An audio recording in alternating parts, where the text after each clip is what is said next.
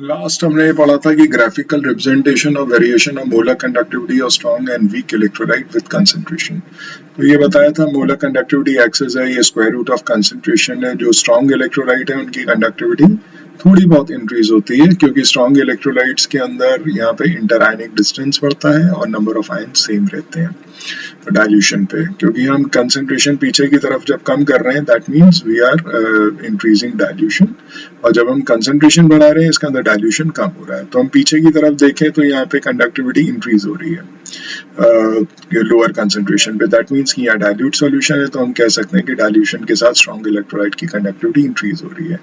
तो आप देख सकते हैं जब इस ग्राफ को स्ट्रेट लाइन ये ऑब्टेन होती है, इसको पीछे एक्सट्रापोलेट करेंगे जहां ये कंडक्टिविटी एक्सिस पे मीट करेगा, जीरो कंसंट्रेशन पे जो कंडक्टिविटी निकल के आती है उसको कहते हैं लिमिटिंग मोलर कंडक्टिविटी। तो लिमिटिंग मोलर कंडक्टिविटी यहाँ पे लैम्डा m 0 यहाँ पे बोला जाता है। तो अगर हम वीक इलेक्ट्रोलाइट को देखें, देखिए स्ट्रॉन्ग इलेक्ट्रोलाइट में थोड़ा सा इंक्रीज हुआ, क्यों हुआ? क्योंकि स्ट्रॉन्ग इलेक्ट्रोलाइट 100% आयनाइज था, डाइल्यूशन करने पे डिग्री ऑफ डिसोसिएशन 100% था तो वो आयंस बढ़े नहीं, लेकिन इंटरआयनिक डिस्टेंस बढ़ गया डाइल्यूशन करने से, और जिसकी वजह से इंटरआयनिक फोर्स जो है वो कम हो गई और आयन तेजी से डिस्चार्ज हो गए रिस्पेक्टिव इलेक्ट्रोड की तरफ। तो और दूसरी तरफ अगर वीक इलेक्ट्रोलाइट को ऑब्जर्व करें, ये देखिए इंडिविजुअल ग्राफ बना हुआ है स्ट्रॉन्ग इलेक्ट्रोलाइट का, ये देख सकते हैं। और वीक इलेक्ट्रोलाइट अगर कंपैरिजन में स्ट्रॉन्ग इलेक्ट्रोलाइट के देखें तो ये देखिए ये लगातार ग्राफ पीछे जैसे कंसंट्रेशन कम कर रहे हैं, डाइल्यूशन कर रहे हैं, तो ये कंडक्टिविटी बढ़ती जा रही है, बढ़ती जा रही है और बढ़ती जा रही है, और अल्टीमेटली ये मीट नहीं कर रही इस एक्सिस को जो कंडक्टिविटी एक्सिस है वाई एक्सिस पे, लेकिन ये उसके पैरेलल हो जाता है। पैरेलल क्यों हो जाता है? वजह इसका ये है कि वीक इलेक्ट्रोलाइट जो है ये आपका कम आयनाइज होता है, इसका डिग्री ऑफ डिसोसिएशन काफी लो होता है। तो ओसवाल्ड डाइल्यूशन लॉ के अकॉर्डिंग अगर हम इसमें डाइल्यूशन करते हैं तो डिग्री ऑफ डिसोसिएशन बढ़ेगा, जिसकी वजह से नंबर ऑफ आयंस बढ़ेंगे। नंबर ऑफ आयंस बढ़ने की वजह से कंडक्टिविटी बहुत तेजी से इंक्रीज होती है। ये फैक्टर तो रहेगा ही कि नंबर ऑफ आयंस जो बन रहे हैं उनके बीच में डाइल्यूशन करने से इंटरआयनिक डिस्टेंस भी बढ़ रहा है और इंटरआयनिक फोर्स कमजोर हो रही है, जिसकी वजह से वो आसानी से डिस्चार्ज हो जाएंगे इलेक्ट्रोड की तरफ। तो दो फैक्टर्स यहाँ पे हम कह सकते हैं कि फर्स्ट नंबर प्राइम फैक्टर रहेगा कि डाइल्यूशन करने पर हमको डिग्री ऑफ डिसोसिएशन बढ़ रहा है, alpha directly proportional to under root V, आपको पहले डिराइव करके भी बता दिया है, ओसवाल्ड डाइल्यूशन लॉ कहते हैं इसे, और इसकी वजह से डिग्री ऑफ डिसोसिएशन बढ़ेगा तो नंबर ऑफ आयंस बढ़ेंगे तो कंडक्टिविटी भी बढ़ेगी। और दूसरा रीजन यहाँ पे ये है कि डाइल्यूशन करने पर यहाँ पे जो वीक इलेक्ट्रोलाइट है उसके आयंस भी दूर दूर हो जाएंगे, जिसकी वजह से उनके बीच में फोर्स जो है इंटरआयनिक फोर्स वो कम हो जाएगी और आयंस तेजी से डिस्चार्ज हो जाएंगे। इसलिए कंडक्टिविटी एक्सिस के ये बिल्कुल पैरेलल हो जाता है, क्योंकि वीक इलेक्ट्रोलाइट की कंडक्टिविटी इन दो फैक्टर्स की वजह से इतनी इंक्रीज होती है कि एक्स्ट्रापोलेट करने पर पैरेलल हो जाएगी, लेकिन कंडक्टिविटी एक्सिस को मीट नहीं करेगी। इसका मतलब ये हुआ कि हम ग्राफिकली वीक इलेक्ट्रोलाइट का लिमिटिंग मोलर कंडक्टिविटी नहीं निकाल सकते, दैट मींस कि molar conductivity at zero concentration, क्योंकि ये मीट ही नहीं कर रहा है इस एक्सिस को, तो जीरो कंसंट्रेशन हम पता ही नहीं कर सकते।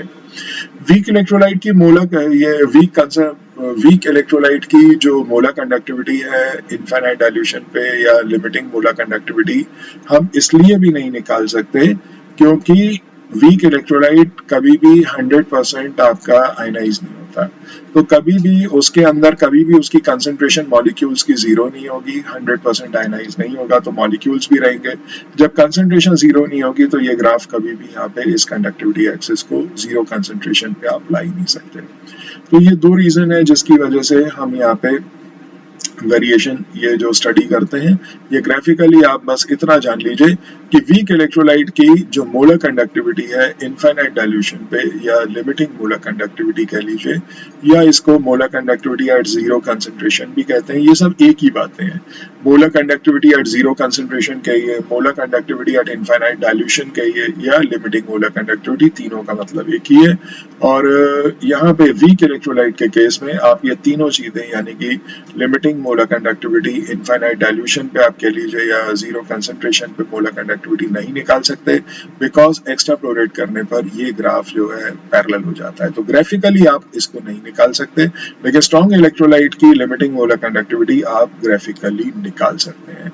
तो वीक इलेक्ट्रोलाइट की जो हम नहीं निकाल पा रहे हैं, इसके लिए आगे हम एक लॉ पढ़ेंगे जो कॉलरॉश ने दिया था। कॉलरॉश लॉ है जिन्होंने ये निकालना सिखाया कि वीक इलेक्ट्रोलाइट की लिमिटिंग मोलर कंडक्टिविटी आप ग्राफिकली तो नहीं निकाल सकते, लेकिन अदरवाइज उन्होंने अपने कुछ फॉर्मूले दिए जिसके थ्रू आप निकाल सकते हैं, तो वो हम आगे पढ़ेंगे। फिलहाल स्ट्रॉन्ग इलेक्ट्रोलाइट्स के लिए जो वेरिएशन है मोलर कंडक्टिविटी का, वो यहाँ पे आप इस इक्वेशन से समझ सकते हैं, डेबाय हकिल ऑनसागर इक्वेशन। ये 3 साइंटिस्ट है जिन्होंने मिलकर इक्वेशन डिजाइन की थी, और ये सिर्फ और सिर्फ स्ट्रॉन्ग इलेक्ट्रोलाइट्स के लिए है, ये वीक इलेक्ट्रोलाइट्स पे एप्लीकेबल नहीं होता। तो यहाँ पे ये इक्वेशन है lambda M C is what, molar conductivity at certain concentration. आपने कोई भी कंसंट्रेशन लिया, 0.01 है, 0.05 m है, कोई भी मोलर कंडक्टर, मतलब आपके पास मोलैरिटी है, एक सर्टेन कंसंट्रेशन है, उस पर आपने कंडक्टिविटी निकाल ली, और लैम्डा एम नॉट यहाँ पे क्या है, लिमिटिंग मोलर कंडक्टिविटी, यानी कि molar conductivity at zero concentration या इनफाइनाइट डाइल्यूशन। बी यहाँ पे कांस्टेंट है, बी यहाँ पे कांस्टेंट है, and what is C is यहाँ पे कंसंट्रेशन यानी कि मोलैरिटी।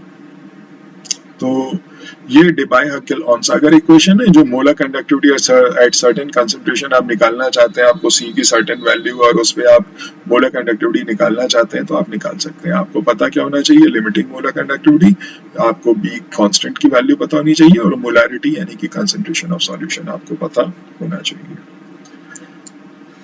देखिए आगे हमें पढ़ना है कॉलरॉश लॉ। कॉलरॉश ने क्या यहाँ पे बोला था, क्या लॉ दिया था, वो यहाँ पे हमको समझना है। तो कॉलरॉश ने जो अपना लॉ दिया था, उससे पहले उन्होंने कुछ जो रिसर्च की थी वो हमें यहाँ पे समझना है। कॉलरॉश ये कहते थे, उन्होंने अपने एक्सपेरिमेंट्स के थ्रू ये प्रूव किया कि ions migrate independently and their conductivity is not influenced by the presence of other ion. अगर सॉल्यूशन में कैटाइन भी है, सपोज करो केबीआर का इलेक्ट्रोलाइट आपने लिया, उसमें पोटेशियम आयन भी है, ब्रोमाइड आयन भी है, तो पोटेशियम की कंडक्टिविटी ब्रोमाइड पे डिपेंडेंट नहीं होगी, और ब्रोमाइड की कंडक्टिविटी जो है वो पोटेशियम पे डिपेंडेंट नहीं होगी। दोनों आयंस इंडिपेंडेंटली माइग्रेट करेंगे इलेक्ट्रोड्स पे। उन्होंने एक एक्सपेरिमेंटल डेटा सेटअप किया, हम यहाँ पे कुछ उसी को समझ रहे हैं। सपोज करिए मैंने पहले 2 इलेक्ट्रोलाइट्स लिए और इनकी कंडक्टिविटी निकाली। हमारे पास कंडक्टिविटी मीटर्स होते हैं जिनके थ्रू हम मोलर इक्विवेलेंट कोई भी कंडक्टिविटी निकाल सकते हैं। तो केबीआर यहाँ पे डिसोसिएट हुआ, के पॉजिटिव और बीआर नेगेटिव में, ये जो आयंस बने इनकी कंडक्टिविटी सॉल्यूशन के अंदर जो निकल के आई वो कितनी निकल के आई, ये। यहाँ पे हमने पोटेशियम ब्रोमाइड लिया, ये सोडियम ब्रोमाइड लिया, तो सोडियम ब्रोमाइड के जो आयंस बने सोडियम और ब्रोमाइड, इनकी जो कंडक्टिविटी थी वो निकल के आई आपकी बी। तो यहाँ पे इन्होंने ये दोनों केस में इन्होंने एनाइन सेम रखा। एनाइन सेम रखा क्योंकि एनाइन की कंडक्टिविटी ताकि सेम रहे, जो भी अंतर आए वो कैटाइन की वजह से आए। तो उन्होंने जब इधर a माइनस बी का डिफरेंस लिया, तो सपोज करिए एक फिगर आई x, तो ए कंडक्टिविटी थी आपकी पोटेशियम ब्रोमाइड की, बी कंडक्टिविटी थी सोडियम ब्रोमाइड की, दोनों का डिफरेंस लिया। और ये बात ध्यान रखिएगा कि इन्होंने हमेशा लिमिटिंग मोलर कंडक्टिविटी निकालने पे काम किया है। कहीं पे अगर मैं मोलर कंडक्टिविटी भी बोल रहा हूँ ना कॉलरॉश लॉ में, तो गलत है। आपकी इन्होंने केबीआर की क्या निकाली, limiting molar conductivity, sodium bromide की भी निकाली क्या, लिमिटिंग मोलर कंडक्टिविटी, और फाइनली इन दोनों लिमिटिंग मोलर कंडक्टिविटीज का उन्होंने यहाँ पे जो डिफरेंस लिया वो आपका x निकल के आया। Limiting molar conductivity means maximum आपकी जो कंडक्टिविटी है, एक लिमिट है, उसके ऊपर आप जा ही नहीं सकते क्योंकि मैक्सिमम आयनाइजेशन हो चुका है, मैक्सिमम इंटरआयनिक डिस्टेंस बढ़ चुका है, इसके ऊपर कंडक्टिविटी कभी इंक्रीज ही नहीं होगी। तो जो मैक्सिमम वैल्यू है ना, जो लिमिटिंग है, उस लिमिट से ऊपर आप नहीं जा सकते, उसको कहते हैं लिमिटिंग मोलर कंडक्टिविटी। तो ये आपका ये आया। अब दूसरे केस में हमने क्या किया, पोटेशियम और सोडियम तो सेम रखा लेकिन एनाइन बदल दिया। एनाइन हमने यहाँ पे नाइट्रेट ले लिया, आप क्लोराइड भी ले सकते हैं, आप कोई और एनाइन भी ले सकते हैं, पर एनाइन दोनों केस में सेम रखा, फिर डिफरेंस हुई सोडियम पोटेशियम का। तो आयनाइजेशन हुआ, इनकी इसकी कंडक्टिविटी सपोज सी निकल के आई पोटेशियम नाइट्रेट की, और सोडियम नाइट्रेट की जो इन आयंस की कंडक्टिविटी थी वो डी निकल के आई। जब इसका लिमिटिंग मोलर कंडक्टिविटीज जो निकाली गई इन दोनों इलेक्ट्रोलाइट्स की, पोटेशियम और सोडियम नाइट्रेट की, सी और डी, और इसका जब डिफरेंस लिया गया तो वो फिर से एक्स निकल के आया। तो ऐसे बहुत सारे एक्सपेरिमेंट्स कंडक्ट किए गए जहाँ पे सोडियम पोटेशियम कॉमन रखा गया, एनाइन चेंज किए गए, कभी क्लोराइड लिया गया, कभी सल्फेट लिया गया, लेकिन हर बार जो सोडियम जो डिफरेंस था वो सिर्फ किसकी वजह से था, सोडियम पोटेशियम की, क्योंकि अगर एनाइन की वजह से डिफरेंस होता तो यहाँ पे ये वैल्यू बदल जाती, लेकिन ये value same I. That means conclusion ये रहा, conductivity of cation is independent of the presence of anion. Presence of anion cation की कंडक्टिविटी को अफेक्ट नहीं कर रहा। सेम यहाँ पे उल्टा किया गया, अब कैटाइन सेम रखे गए और एनाइन यहाँ पे दो ये क्लोराइड और ब्रोमाइड ले लिया, सोडियम हमने कैटाइन ले लिया। तो सोडियम यहाँ पे सोडियम क्लोराइड और सोडियम ब्रोमाइड में आयनाइज हुआ, हमने इनकी लिमिटिंग मोलर कंडक्टिविटी निकाली m और n और इसका डिफरेंस लिया m-n, कितना निकल के आया y। ऐसे ही यहाँ पे हमने पोटेशियम क्लोराइड और पोटेशियम ब्रोमाइड लिया, यहाँ पे भी आप देखो Cl और Br का ही हमने डिफरेंस लिया है, लेकिन यहाँ पे कैटाइन हमने चेंज कर दिया, सोडियम की जगह पोटेशियम ले लिया। तो दोनों केस में हमने जब limiting molar conductivity in case में एनालाइज की और उनका डिफरेंस लिया, तो कैटाइन चेंज करने की वजह से इनके डिफरेंस पे कोई अंतर नहीं आया। m-n जो अंतर था वो क्लोरीन और ब्रोमीन की वजह से था, क्लोराइड और ब्रोमाइड आयन की वजह से वो y रहा, और यहाँ पे भी आपका पोटेशियम की वजह से कोई इन्फ्लुएंस नहीं हुआ इसका एनाइंस की कंडक्टिविटी पे। क्लोराइड और ब्रोमाइड की वजह से अगेन यहाँ पे कंडक्टिविटी तो डिफरेंट थी P और Q, लेकिन डिफरेंस फिर आपका सेम था। दैट मीन्स की conductivity of anion is independent of the presence of cation, ये आपका कैटाइन पे डिपेंडेंट नहीं है। तो इसका मतलब हम ये कह सकते हैं कि इंडिपेंडेंट माइग्रेशन ऑफ आयंस होता है, इसे Kohlrausch law of independent migration of ions भी कहा जाता है, बिकॉज इन्होंने ये अपने एक्सपेरिमेंटल डेटा से प्रूव किया कि ions migrate independently and their conductivity is not influenced by the presence of other ion। तो ये रिसर्च इनका था, और इसके बाद हम अब आगे कोलरॉश लॉ समझते हैं। देखिए, कोलरॉश लॉ समझने के लिए पहले एग्जाम्पल समझने पड़ेंगे। इन्होंने ये कहा कि हर आयन की कंडक्टिविटी डिफरेंट होती है, लेकिन अगर हम मोलर कंडक्टिविटी यहाँ निकालना चाहते हैं, लिमिटिंग मोलर कंडक्टिविटी, तो पहले लिमिटिंग मोलर कंडक्टिविटी कैलकुलेट कैसे करते हैं ये हमें सीखना पड़ेगा, और ये इनकी डेफिनेशन भी है कोलरॉश लॉ की। देखिए, अगर हम एल्यूमिनियम सल्फेट को यहाँ पे इसकी लिमिटिंग मोलर कंडक्टिविटी निकालना चाहते हैं लैम्डा नॉट m, तो एल्यूमिनियम सल्फेट का किस पे डिपेंडेंट होगा, एल्यूमिनियम आयंस पे और सल्फेट आयंस पे। तो हम क्या करेंगे, इनकी कंडक्टिविटी निकाल लेंगे एल्यूमिनियम आयन की और सल्फेट आयन की लिमिटिंग आयनिक कंडक्टिविटी, उसके मीटर्स होते हैं, उनके थ्रू आप जज कर लीजिए, और फिर इसे मल्टीप्लाई कर दीजिए जितने आयंस आपके प्रेजेंट हैं सिंगल फॉर्मूला यूनिट में। आपके एल्यूमिनियम कितने हैं, 2 आयन है, सल्फेट कितने हैं, 3। तो आपने देखा limiting molar conductivity of aluminium sulphate is equal to limiting ionic conductivity of aluminium ion multiplied by 2 and limiting ionic conductivity of sulphate ion multiplied by 3। तो आप इनको जब मल्टीप्लाई करते हैं और फिर आपको इसका सम करना है, ये आ गया आपका limiting molar conductivity of aluminium sulphate. ऐसे ही यहाँ पे कोई और वीक इलेक्ट्रोलाइट आप लीजिए, कैल्शियम क्लोराइड, तो कैल्शियम क्लोराइड की भी आप लिमिटिंग मोलर कंडक्टिविटी आप कैसे निकालेंगे, पहले कैल्शियम आयन की कंडक्टिविटी निकालेंगे multiplied by number of calcium ion, कितने हैं 1 into 1, और ऐसी क्लोराइड आयन की लिमिटिंग आयनिक कंडक्टिविटी निकालेंगे मल्टीप्लाइड बाय 2, और ये आपका हो जाएगा limiting ionic conductivity chloride ion की। इन दोनों का सम करेंगे तो total limiting molar conductivity calcium chloride की आपकी निकल आएगी। अब डेफिनेशन पढ़िए, the limiting molar conductivity of weak electrolyte, ये रहे weak electrolytes, is equal to the sum of its limiting ionic conductance of cation and anion. तो आपने देखा लिमिटिंग आयनिक कंडक्टेंस कैटाइन और एनाइन की आपने एल्यूमिनियम और सल्फेट की प्लस करेगी, each multiplied with the number of ions present in single formula unit of an electrolyte। तो इलेक्ट्रोलाइट के सिंगल फॉर्मूला यूनिट में जितने आयंस हैं उससे हमने मल्टीप्लाई करके सम कर दिया, हमारे पास क्या आ गई, limiting molar conductivity of weak electrolyte. तो अब हमें कोलरॉश लॉ तो समझ में आ गया, ठीक है। अगर ये मान लीजिए मोलर कंडक्टिविटी नहीं होता, इक्विवेलेंट कंडक्टिविटी होता है यहाँ पे, तो डेफिनेशन में सिर्फ हम यहाँ पे मल्टीप्लाई नहीं करते ईच नंबर ऑफ आयंस से, सिंपली कैटाइन और एनाइन की इक्विवेलेंट कंडक्टिविटी का सम करना होता है वहाँ पे। तो आपको यहाँ पे लिमिटिंग इक्विवेलेंट कंडक्टिविटी आपको मिल सकती है मोलर की जगह। मोलर चाहिए तो आपको हर आयंस के जो कंडक्टिविटी है उसको आपको उसके नंबर से मल्टीप्लाई करना पड़ेगा। चलिए अब यहाँ पे इसकी एप्लीकेशन आती है। देखिए कोल्डरॉश लॉ ने क्या काम किया था, उन्होंने वीक इलेक्ट्रोलाइट की लिमिटिंग मोलर कंडक्टिविटी आपको यहाँ पे निकालने को बोला था। तो कैलकुलेशन ऑफ, यहाँ पे लिमिटिंग वर्ड आना चाहिए, लिमिटिंग मोलर कंडक्टिविटी, देखिए यहाँ नॉट लगा हुआ है, और weak electrolyte at infinite dilution या molar conductivity at infinite dilution आप लिख रहे हैं तो इसका मतलब लिमिटिंग मोलर कंडक्टिविटी ही होता है। जीरो कंसंट्रेशन भी लिखेंगे तो भी वो लिमिटिंग मोलर कंडक्टिविटी है। समझिए कैसे निकालना है। आपको एक वीक इलेक्ट्रोलाइट दिया एसिटिक एसिड, और ये किस में टूटा, एसिटेट आयन और H पॉजिटिव आयन। तो अकॉर्डिंग टू कोल्डरॉश अगर हम लिमिटिंग मोलर कंडक्टिविटी निकालना चाहते हैं या मोलर कंडक्टिविटी इनफाइनाइट डाइल्यूशन निकालना चाहते हैं एसिटिक एसिड की, तो सिंपली हमें आयनिक कंडक्टिविटी किसकी चाहिए, limiting ionic conductivity of acetate ion और प्लस H पॉजिटिव आयन, इनको जोड़ दीजिए, ये आ जाएगा। तो यहाँ पे हम कैसे निकालें, इन्होंने कहा कि आप स्ट्रॉन्ग इलेक्ट्रोलाइट्स की तो निकाल सकते हैं ना ग्राफिकली। तो उन्होंने 3 स्ट्रॉन्ग इलेक्ट्रोलाइट लिए, एक सोडियम एसिटेट लिया जिसमें एसिटेट आयन है क्योंकि हमें एक एसिटेट आयन चाहिए, और दूसरा इन्होंने HCl लिया क्योंकि हमें H पॉजिटिव आयन भी चाहिए। तो यहाँ पे लिमिटिंग आयनिक कंडक्टिविटी इसकी भी चाहिए। तो ये 2 इलेक्ट्रोलाइट्स में हमें बस ये मिल गया एसिटेट आयन और H पॉजिटिव आयन, लेकिन हमारे पास एक्स्ट्रा क्या आ गया, Na पॉजिटिव और Cl नेगेटिव। अगर आप देखें सोडियम एसिटेट में एसिटेट के साथ सोडियम आयन भी है, HCl में H पॉजिटिव तो चाहिए लेकिन Cl नेगेटिव नहीं चाहिए, लेकिन ये भी है। तो हमने क्या किया, NaCl की ये जो एक और इलेक्ट्रोलाइट लिया जिसमें सोडियम और क्लोराइड आयन दोनों थे जो एक्स्ट्रा आ गए। तो हमने यहाँ पे क्या किया, इसकी जो लिमिटिंग मोलर कंडक्टिविटी है सोडियम एसिटेट की वो किस पे डिपेंडेंट है, एसिटेट आयन और Na पॉजिटिव आयन का सम होगा। HCl की अगर आप लिमिटिंग मोलर कंडक्टिविटी निकालेंगे तो H पॉजिटिव आयन और Cl नेगेटिव आयन का सम होगा, और ऐसी NaCl की निकालेंगे तो किसका सम होगा, सोडियम आयन और क्लोराइड आयन का ये सम होगा। तो हमें क्या करना है, इन दोनों की कंडक्टिविटीज को प्लस करना है, जिसमें हमें जो आयन चाहिए, जो जिस इलेक्ट्रोलाइट में जो आयन हमें चाहिए उनकी कंडक्टिविटीज प्लस होंगी।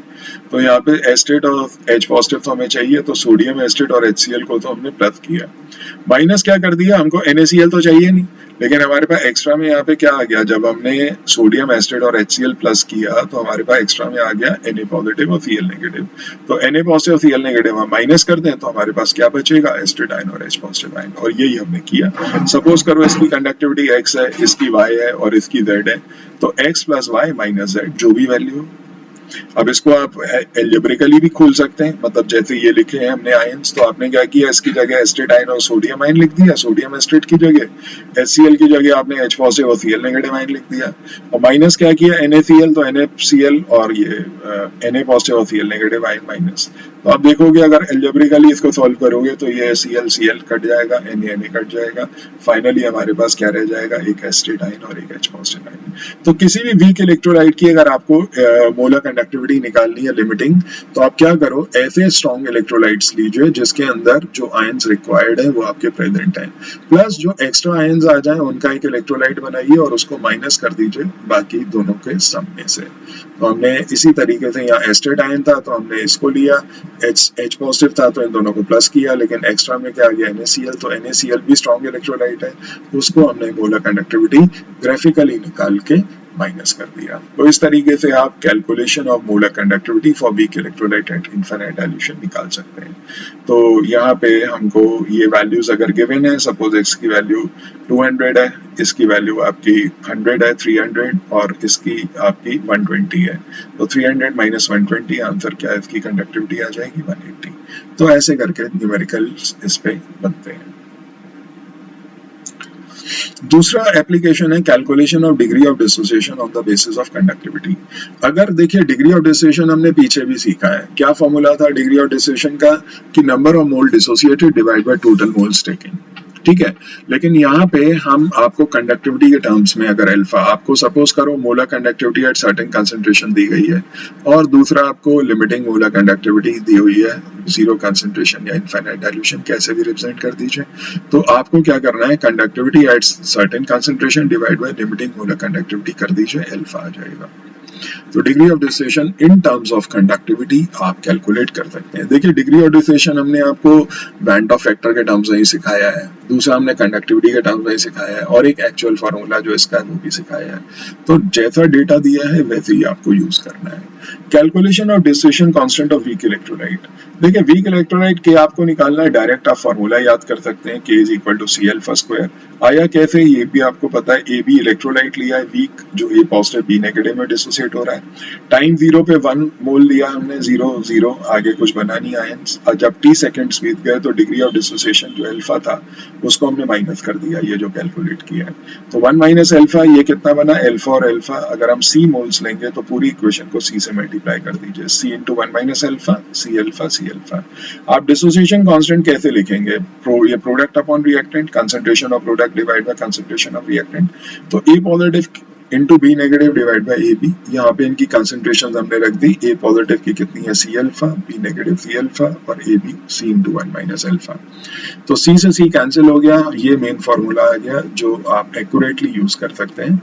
क्योंकि अल्फा बहुत स्मॉल होता है वीक इलेक्ट्रोलाइट में, तो 1 माइनस अल्फा को आप 1 मान लीजिए, तो आप K is equal to C alpha square. C क्या है यहाँ पे, मोलैरिटी है, अल्फा यहाँ पे क्या है, डिग्री ऑफ डिसोसिएशन है, और के यहाँ पे क्या है, डिसोसिएशन कांस्टेंट है। तो ये थर्ड एप्लीकेशन है आपकी कोल्डर्स लॉ की। और अब आता है चौथा। देखिए, कैलकुलेशन ऑफ सॉल्युबिलिटी और sparingly soluble salt. Sparingly soluble salts वो होते हैं जो लेस सॉल्युबल होते हैं, पानी में जिनकी कम सॉल्युबिलिटी होती है उसको स्पेरिंगली सॉल्युबल कहा जाता है। हम अगर ये दो सॉल्ट्स देखें, AgCl, AgBr या बेरियम सल्फेट, तो ये पानी में कम सॉल्युबल होते हैं। सॉल्युबिलिटी से मतलब क्या है, आपने सॉलिड कोई सॉल्ट डाली तो वो सॉल्युबल पार्ट उसका आयनिक पार्ट होता है। अब ये वीक है तो मतलब स्पेरिंगली सॉल्युबल है, तो मॉलिक्यूल्स भी होंगे यहाँ पे जो आपके आयनाइज नहीं हो पाए सॉलिड स्टेट में जो सॉल्ट है, और वहाँ पे आयनाइज जो हो गए वो आयंस भी होंगे। ये सॉल्युबल पार्ट है आपका, ये इनसॉल्युबल है। तो अल्टीमेटली आपको ये मैक्सिमम सॉल्युबिलिटी यहाँ पे एक सैचुरेटेड सॉल्यूशन ऑब्टेन करना होता है, और सैचुरेटेड सॉल्यूशन में जब मैक्सिमम आयंस आपके डिसॉल्व स्टेट में होंगे तो उसकी जो कंडक्टिविटी होगी उसे लिमिटिंग मोलर कंडक्टिविटी आप कह सकते हैं, क्योंकि इससे लिमिट तो ऊपर जाएगी। मैक्सिमम आयनाइजेशन हो गया, यहाँ पे सैचुरेटेड सॉल्यूशन है, इससे ज़्यादा आप डिसॉल्व भी नहीं कर सकते, और उससे ज़्यादा वो जितना उसका डिग्री ऑफ डिसोसिएशन है उतना ही वो आयनाइज भी हो गया। तो मैक्सिमम आयन सॉल्यूशन में प्रेजेंट है, तो उसकी जो कंडक्टिविटी है उसे आप लिमिटिंग मोलर कंडक्टिविटी बोल सकते हैं। तो फॉर्मूला हमने मोलर कंडक्टिविटी का ये पढ़ा है, lambda m is equal to kappa into 1000 upon molarity. तो यहाँ पे लैम्डा m नॉट जो है वो आप लिखोगे लिमिटिंग मोलर कंडक्टिविटी का सिंबल, क्योंकि मैक्सिमम सॉल्युबिलिटी की कंडीशन दिखा रहा है तो मैक्सिमम कंडक्टिविटी भी दिखाएगा। अब इसमें आपको क्या करना है, क्योंकि मोलैरिटी आप किसको मानेंगे, जो सॉल्युबल पार्ट है उसी को तो क्या कहते हैं, number of moles of compound dissolved in 1 litre of solution. तो डिसॉल्व पार्ट को ही लेंगे ना आप, सॉल्युबल पार्ट को। तो मोलैरिटी यहाँ पे किसके बराबर आप ले सकते हैं, सॉल्युबिलिटी के। तो इतना पोर्शन आप यहाँ पे जो मोलैरिटी है उसको सॉल्युबिलिटी हमने लिख दिया, तो मोलैरिटी की जगह हमने सॉल्युबिलिटी लिख दिया। फाइनली सॉल्युबिलिटी यहाँ ले गए, लैम्डा m नॉट यहाँ ले आए। इस तरीके से सॉल्युबिलिटी आप यहाँ पे निकाल सकते हैं, पर ये ध्यान रखिएगा ये सॉल्युबिलिटी जो है ये आपकी मोल्स पर लीटर में आएगी। ये जो सॉल्युबिलिटी है ये आपकी मोल्स पर लीटर में आएगी, सॉल्युबिलिटी इन मोल्स पर लीटर। अगर आपको इसको ग्राम पर लीटर में चेंज करना है तो ये ध्यान रखिएगा, मोल्स पर लीटर को आपको मल्टीप्लाई करना पड़ेगा किसको, मॉलिक्यूलर वेट ऑफ सॉल्ट से। तो अगर आपको ग्राम पर लीटर में सॉल्युबिलिटी चाहिए तो आप मोल्स पर लीटर को